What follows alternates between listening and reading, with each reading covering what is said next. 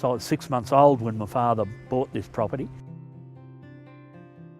So therefore I have, grown up on it. I've walked over every single inch of it. I've driven and ridden and whatever over every single inch of it. And I love it very, very dearly. And that was one of the things that made me think so carefully about putting dirty great big wind towers in an environment that I've been used to wandering around ever since I could walk. I had a young girl doing a thesis on wind energy from Melbourne Uni. She asked me a lot of questions. Then she asked me a question that sat me right on my arse. She said, "All right, Graeme," she said, "if we want to put these towers on Challicum Hills, but we're not going to pay you anything, what would your reaction be?" And I had to sort of stop and think.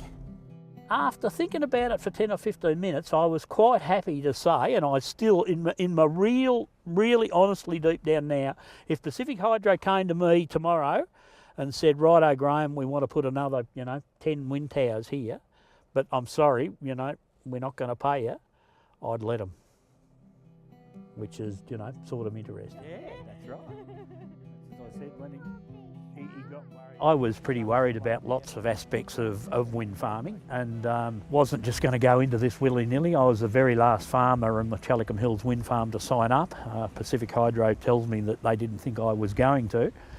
And after extensive research from sort of friends overseas, and I came to the realisation that I think that this is the way to go. With wind and solar, I think we can actually run Australia quite successfully. I always thought it was in that tree there, on that limb, just that. Yeah. It's that fork coming up on the right-hand side, isn't it? We're about 1,000 metres from the house, I suppose. 20 metres above an eagle's nest, which again is about 70 or 80 metres away from a bank of wind towers. And this nest has been here all my life. I remember coming up here not much older than Archer, and Dad showing me the eagle's nest, and it's still here today, and thank goodness still being used, which is very, very important to me. It's I believe that they're some of the most magnificent birds we have in Australia, and it's very special for me to have that nest still functioning, despite what people say about the wind towers. Well, we saw on our way up here today, we actually saw eagles flying around the wind towers, and I made the comment to Stuart as we were driving up here that an eagle has got the capacity to see a mouse on the ground from 200 or 300 metres in the air. I can't really see his eyesight failing him so badly as to collide with one of these dirty great big white towers. Pacific Hydro had a sniffer dog here patrolling around the towers for a 12 months at every month interval, and he found the odd dead bird, as would be here whether the towers were here or not. And I asked him to do the same walk on the same amount of road, which is in front of these 5 towers, and of course he came across all sorts of native wildlife dead on the side of the road. And while these wind towers may have birds collide with them, I'm sure that kangaroos and lizards and snakes and goannas and echidnas, which are all being found dead on the road, aren't going to collide with these wind towers. Maybe we should stop driving. I was interested in just how noisy these were when they were constructed. And I noted after a full 12-month period, 28 days in that whole year, that I could actually even notice that the wind farm was there at all. Well, you can't hear it inside the house. I've got to be outside the house before I can hear it. It certainly doesn't wake me up in the middle of the night or anything like that. The very worst I've ever heard the wind farm sound is sort of just like waves sort of crashing on a rock about 1 kilometre away from the ocean.